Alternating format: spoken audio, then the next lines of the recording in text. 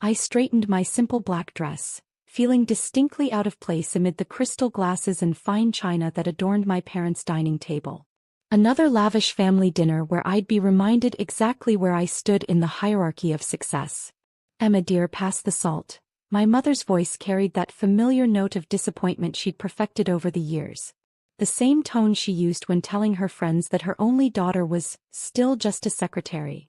My brother Michael sat across from me, his custom Italian suit practically gleaming under the chandelier light. Next to him, his wife Sophia adjusted her diamond necklace while their perfect children sat quietly, already trained in the art of family superiority. "So Michael," Dad began, his chest puffing with pride, "tell us about this merger you're working on. Biggest deal of the year, isn't it?" Michael's smile widened.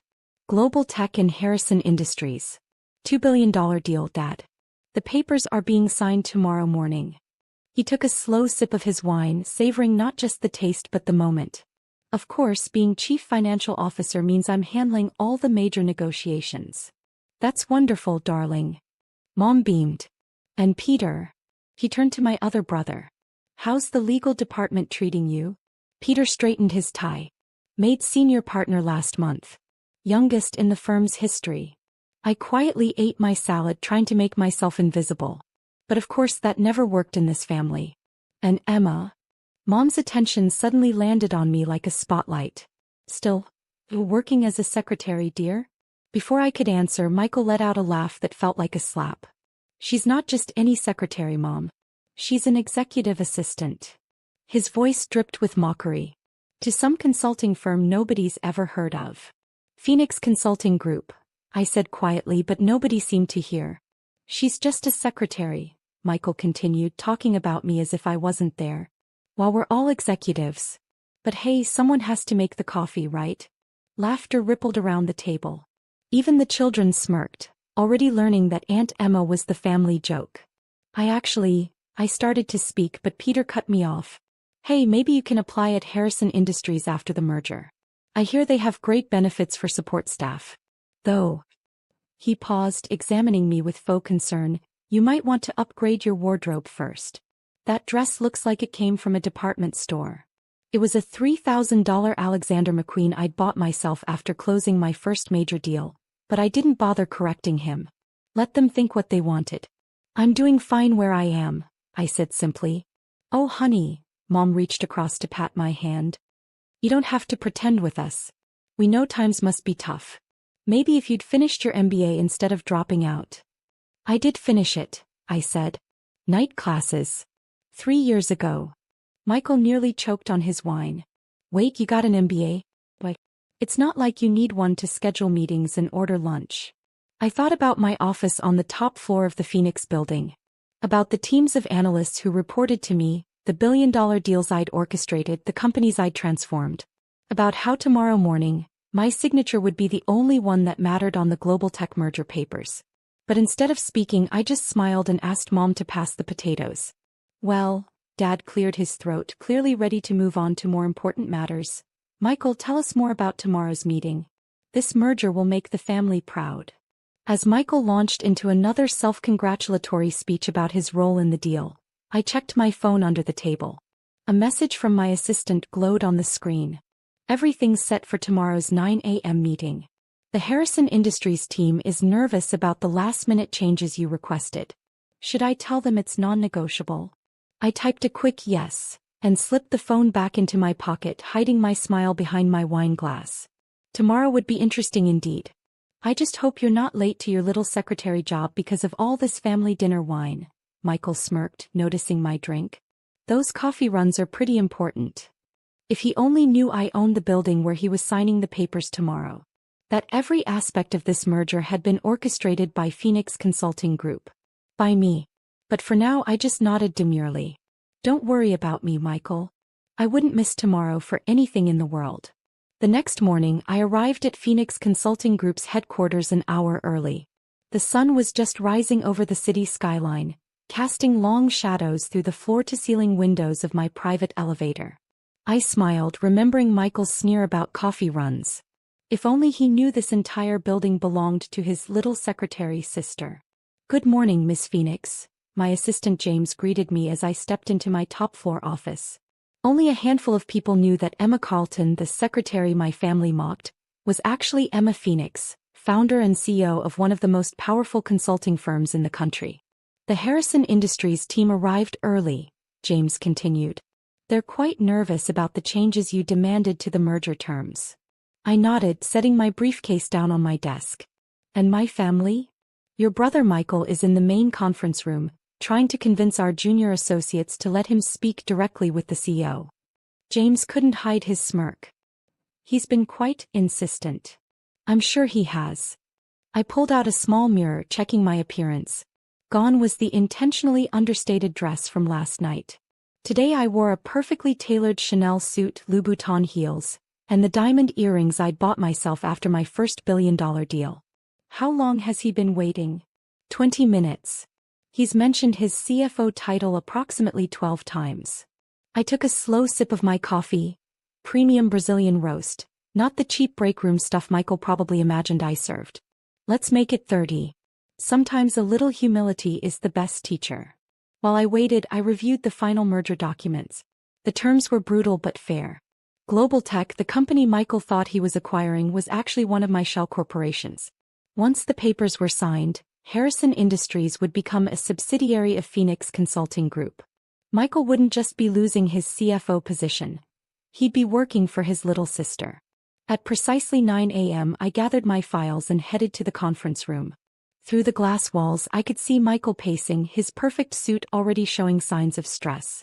Peter sat nearby, frantically flipping through legal documents, probably trying to figure out how they'd missed Phoenix Consulting Group's quiet acquisition of Global Tech.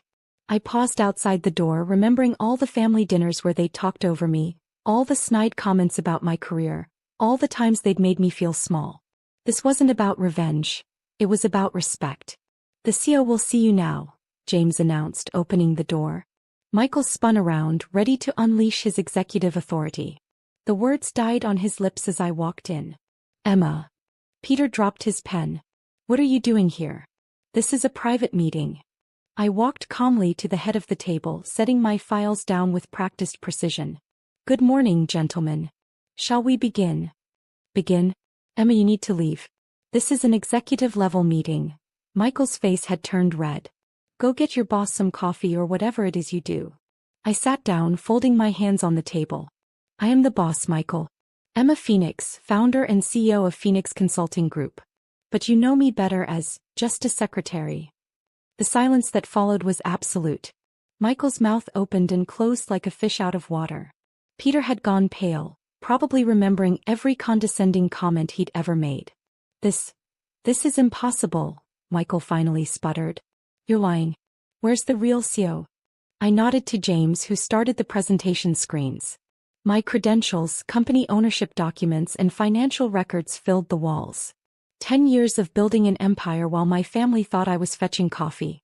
Global Tech, the company you think you're merging with? I continued, enjoying the way Michael flinched at each word. I created it 3 years ago as a subsidiary.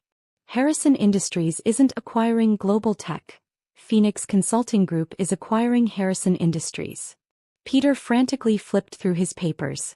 But the board approved this merger. They approved a merger with Global Tech, yes. Did anyone bother to check who actually owned Global Tech? I pulled out the final contract. Your due diligence was sloppy, brothers. Perhaps because you were too busy mocking my career to pay attention to who was really pulling the strings. Michael stood up so quickly his chair toppled over. I'll fight this. The board won't stand for it. Dad won't. Dad's already signed off on it. I cut him off, sliding over another document. Our father's signature was at the bottom, dated 2 weeks ago. He just doesn't know it yet. You see, Phoenix Consulting Group has owned a controlling interest in Harrison Industries for months. We've been quietly buying shares through various shells while you were busy bragging at family dinners. Why? Peter's voice was barely a whisper. Why go to all this trouble? I leaned back in my chair, remembering every dismissive comment, every family gathering where they'd treated me like I was nothing. Because you needed to learn that titles don't define competence. That treating people as beneath you because of their job title says more about you than them. So what now? Michael had collapsed back into his chair, his arrogance deflated. You're firing us? No, I smiled. That would be too easy. You're both staying on with reduced roles and new supervisors. Young, ambitious people who started in support staff positions. People you would have dismissed as just secretaries. I stood up, smoothing my jacket.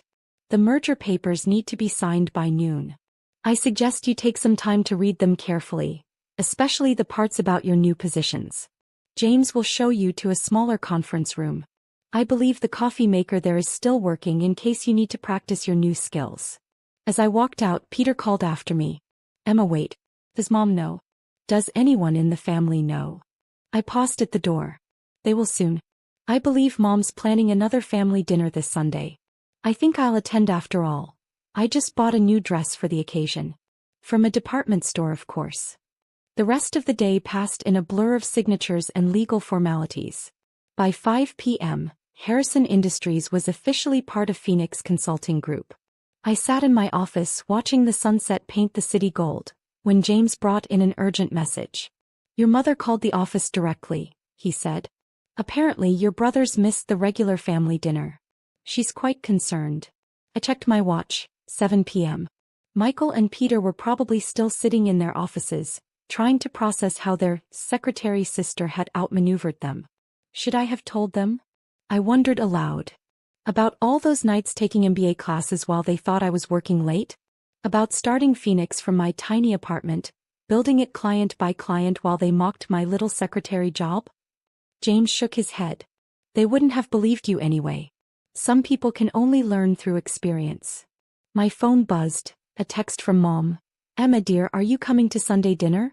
Michael and Peter aren't answering their phones. Did something happen at work? I typed back, don't worry Mom. They're just adjusting to some corporate changes. And yes, I'll be there Sunday. In fact, I have some exciting news to share. Oh wonderful, she replied immediately. Did you finally get a promotion? I smiled, looking around my corner office with its view of the city I'd quietly conquered. Something like that, Mom. Something like that. The next morning, the business papers announced the merger. Phoenix Consulting Group acquires Harrison Industries in surprise move. The article included a photo of me, Emma Phoenix, CO, signing the final papers. I had it framed and sent to my parents' house along with a note. Looking forward to Sunday dinner. Don't worry about the wine. I'll bring something from my private collection. After all, a secretary should know how to serve drinks. That Sunday I arrived at my parents' house exactly on time. Michael and Peter's cars were nowhere in sight. Probably still too embarrassed to face the family. Mom opened the door, her eyes wide as she took in my outfit. A designer suit that cost more than their monthly mortgage. Emma, she gasped. Is that you in the newspaper? The one about Phoenix Consulting Group. I handed her the bottle of wine. A rare vintage worth more than what they thought I made in a year. We have a lot to talk about, Mom. But first, I believe you owe your secretary daughter an apology.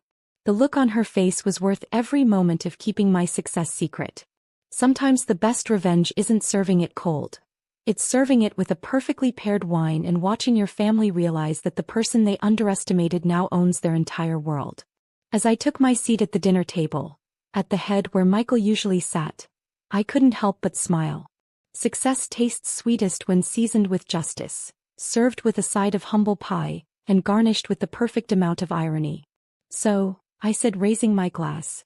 Who wants to hear about my little secretary job?